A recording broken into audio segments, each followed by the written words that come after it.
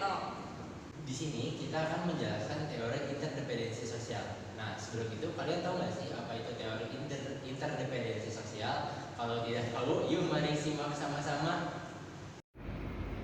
Teori interdependensi sosial atau bisa disebut juga dengan teori pertukaran sosial adalah sebuah teori dalam ilmu sosial yang menekankan hubungan saling ketergantungan antara individu dalam interaksi sosial. Nah, teman-teman, di dalam teori interdependensi ini memiliki beberapa prinsip utama. Yang pertama adalah ganjaran atau reward dan juga pengorbanan. Kedua, ada keuntungan atau biaya. Yang ketiga, ada pertukaran non-material. Yang terakhir, ada prinsip transaksi ekonomi. Dalam teori interdependensi juga terdapat istilah level perbandingan, yaitu di mana individu mengevaluasi hubungan mereka dengan membandingkan hasil yang mereka peroleh dengan apa yang menjadi harapan mereka.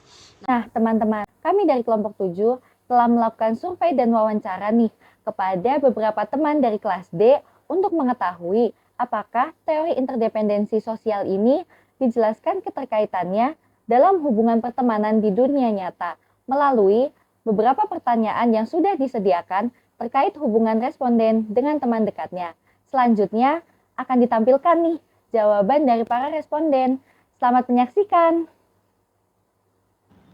Halo teman-teman. Halo semuanya. Hai, nama aku Muti. Halo, aku Nadifa Nur Salsafala. Perkenalkan, saya Muhammad Dafa dari Kota Bogor. Perkenalkan, aku Barik. Kenalin, nama aku Farhan Novasidi, biasa dipanggil Aan. Namaku Fatimah Syafia, biasa dipanggil Vivi. Dengan Amelia Sodekinanti. Mahasiswa Fakultas Psikologi semester 3. Menurut aku 10. Bisa bilang 10. Itu menurut aku 9. 9. Itu 8. 8/10. 7. Karena di hidup ini kita selain butuh keluarga, kita juga butuh teman gak sih? Karena kalau misalkan gak ada temen pun kayak rasanya tuh hidup bakalan flat-flat aja. Kita bisa berbagi banyak hal sama mereka. Karena menurutku aku butuh teman dekat yang selalu ada di hidup aku gitu. Nggak terlalu bisa untuk hidup tanpa teman gitu. Mungkin banyak dari aspek-aspek kehidupan saya yang harus dibantu sama teman juga. Karena pertemanan itu bukan cuma sebatas buat senang-senang bareng, tapi juga buat ngebantu kamu mencapai apa yang pengen kamu capai. Dan juga untuk menemani kamu di titik terburuk kamu. Karena ya sebenarnya penting, cuman kayak pasti kan nanti kita bakal ada situasi yang mana kita harus kayak bergantung sama diri sendiri kan. Jadi kayak penting, tapi sebenarnya nggak sepenting itu gitu. Alhamdulillah aku punya teman dekat. Alhamdulillah ada. Aku punya teman dekat. Ya, aku mempunyai beberapa teman dekat. Itu punya. Iya, aku punya teman dekat. Ada Aska, Nafila, sama Najwa. Ada Naila, Putiara, Nime, Adis, terus ada Barik, terus ada Gigi, terus sama aku juga punya teman dekat di rumah. Ada namanya Cut Fadila, sama ada Indrasi. Itu ada Berli, lalu ada JJ, ada Rahayu, Emki, Azra, Nabila, dan masih banyak yang lain. Baik dari lingkungan kampus, lingkungan rumah, itu juga banyak sih. Dari 2 masa atau 2 momen, yaitu yang pertama teman dekat atau sahabat dari SMP, dan yang sekarang teman dekat dari kuliah. Ada Weti, ada yang di kampus, ada yang dulu teman SMA, teman SMP juga. Karena kalau aku sama mereka tuh aku berani untuk jadi diri aku sendiri. Aku ngerasa mereka selalu ada buat aku, dan aku juga ngerasa aku selalu ada buat mereka. Jadinya aku ngerasa kita dekat. Yang pertama, aku sering interaksi sama mereka, terus aku sering misalnya ada hal-hal yang nggak bisa aku ceritakan ke keluarga aku, terus aku cerita ke mereka, terus dan mereka melakukan hal yang sama. Mungkin titik fokusnya itu ada di kedekatan emosional ya, karena kita saling berbagi gitu. Saling berbagi hal yang mungkin nggak semua orang tahu. Jadi kayak hal-hal privasi, kita saling tahu sama lain dan kita saling mengerti.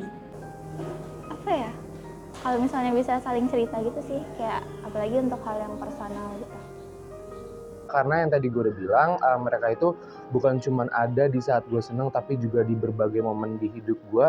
Dan juga mereka bisa dibilang ngebantu goals atau tujuan yang pengen gue capai. Karena mereka tuh selalu ada saat saya susah, terus juga mungkin banyak hal yang sama gitu, mungkin kayak selera humor yang sama. Sering. Ya, saya merasa menjadi diri saya sendiri. Tentu saja.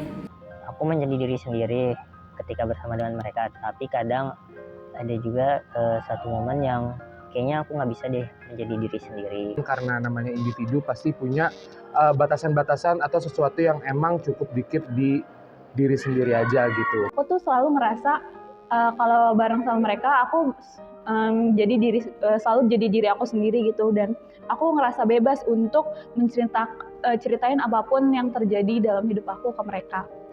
Karena itu dia, aku tahu mereka nggak bakal ngejudge aku pun, sekalipun mereka nggak suka sama aku pun, rasa-rasanya mereka bakalan ngomong di depan aku.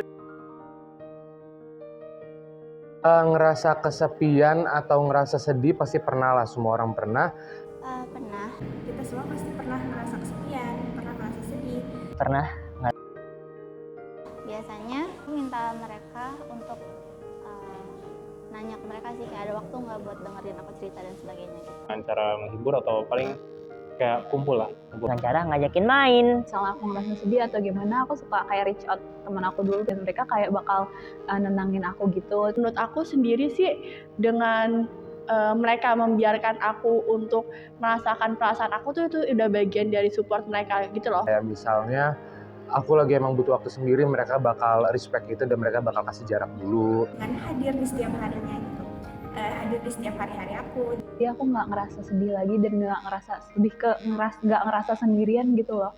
Jadinya aku ngerasa kayak she's there for me gitu. Kalau tujuan, iya ya sih, aku ngelihatnya kita saling mendukung satu sama lain. Sejauh ini mereka sangat support sih ya. Saya kayak lebih ke support aja sih gitu, mereka ngingetin kayak kenapa aku tuh harus melakukan itu. Sahabat-sahabat saya selalu mendukung apapun keinginan baik dari saya. Yang kita lakuin itu ya kita nemenin gitu. Kita nemenin setiap progresnya untuk mencapai tujuan tersebut.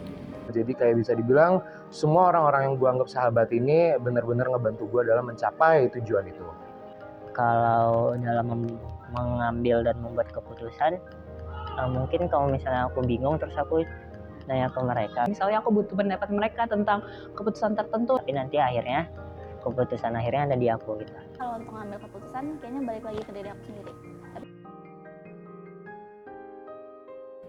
Biasanya sih kita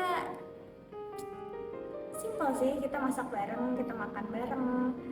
Ya paling sering sih makan bareng ya, di mana gitu, di Mixi mungkin.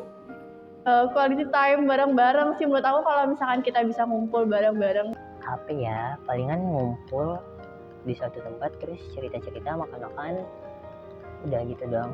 Terus nginep gitu. Ya itu seru sekali. Aku cukup kayak ngumpul bareng atau ketemuan gitu sama dia. Untuk cerita-cerita aja sih, bagi pengalaman aja. Makan bareng ya. Kalau berbagi momen, makan bareng, cerita bareng, jajan bareng, itu sangat-sangat menyenangkan rasanya. Nah, kayak gitu tuh merayakan kebahagiaan kita bareng-bareng sih menurut aku. Setiap momen yang gue habiskan bersama mereka, yaitu termasuk momen yang membahagiakan buat gue dan yang mungkin bisa dibilang gak bakal gue lupakan.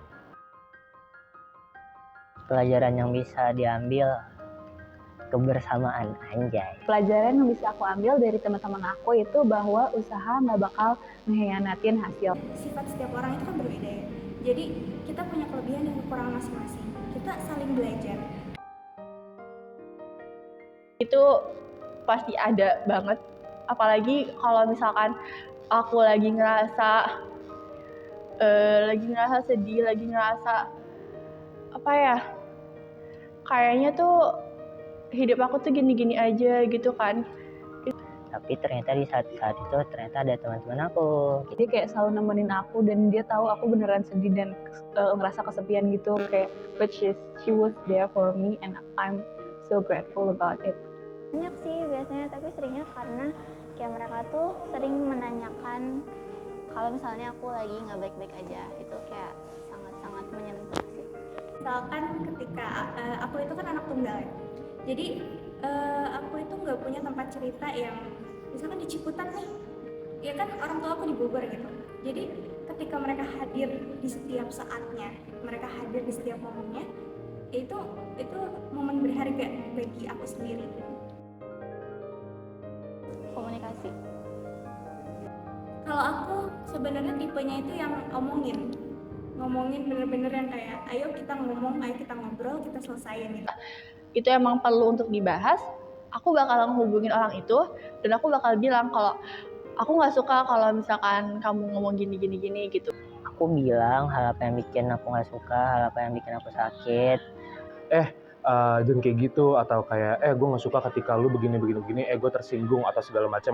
Aku itu biasanya aku bakal nge-reach out dia duluan, terus aku bakal nanyain apa yang salah atau gimana yang bikin dia tersinggung, dan aku bakal minta maaf tentang itu sih. Awalnya sih ya selalu kayak klarifikasi dulu, habis itu kita cari jalan tengah. Komunikasi dan memahami is the key, anjay, udah gitu. Aku menyadarkan dia sih kayak ya lo nggak sendirian gitu, ada kita gitu kan, ada aku, ada teman-teman yang lain.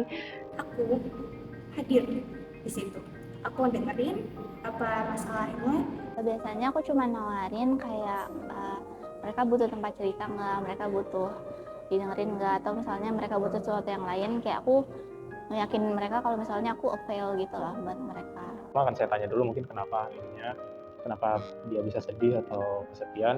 Selanjutnya lebih sering sih saya temenin dulu. Aku bakal nanyain dia karena apa, misalnya kayak apakah dia lagi sedih atau gimana, terus habis itu aku chat atau aku telepon, dan aku akan berusaha kayak bantu dia sebisa mungkin sih. Kayak Pertama, sepertinya aku akan kayak ngasih mereka waktu untuk sendiri dulu, kayak biar mereka mengenali emosi yang dimilikinya. Kayak misalnya dia sedih, ya udah dia nggak apa-apa sedih dulu, yang penting dia selalu ingat kalau misalnya dia butuh pertolongan, ada aku, anjay.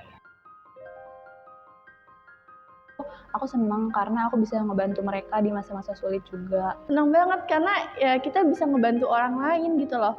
Seneng lah, ternyata kita bisa bermanfaat untuk orang lain. Yeay. Bangga karena dia bisa ngelakuin itu, dia bisa melewati masa itu. Itu bukan gue bangga terhadap diri sendiri karena gue berhasil menemani mereka, tapi yang gue rasain itu adalah gue turut senang dan gue turut berbahagia karena mereka bisa pada akhirnya dengan segala kekuatan mereka melewati masa-masa terpuruk itu. Karena mereka juga melakukan hal yang sama, jadi kita timbal balik. Aku tahu teman-teman aku juga bakal tetap setia bantu aku di saat baik dan buruk juga, dan karena aku sayang sama mereka. Karena mereka pun ketika aku sedih dan senang, mereka juga selalu ada. I'm sure they will do the same for me. Karena sayang. Bye-bye. Baik teman-teman, jadi itulah tadi hasil wawancara dari 7 orang perwakilan dari kelas D. Berdasarkan hasil wawancara tersebut, dapat kita simpulkan nih, bahwa responden itu menganggap memiliki teman dekat merupakan suatu hal yang penting. Terlihat dari jawaban mereka yang memilih skala 7 sampai dengan 10 untuk pertanyaan seberapa pentingkah memiliki teman dekat.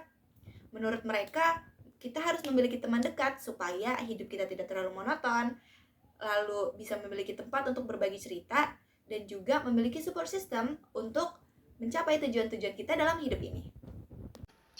Nah, melalui jawaban responden juga bisa terlihat bahwa mereka ini berteman dengan teman dekatnya itu mendapatkan banyak manfaat gitu. Salah satunya mereka memiliki support system di kala mereka sedang sedih atau sedang berjuang gitu loh. Mereka mendapatkan bantuan apabila mereka sedang dalam kesulitan, dan juga mereka memiliki tempat untuk berbagi cerita dan masalah, intinya seperti itu. Dimana berteman dengan teman-temannya ini, para responden juga mengatakan bahwa banyak banget nih pelajaran-pelajaran berharga yang bisa mereka ambil. Hal ini berkaitan atau cocok nih dengan teori interdependensi, di mana seseorang bertahan berinteraksi atau berhubungan sosial dengan individu lain itu dikarenakan mereka mendapatkan banyak manfaat.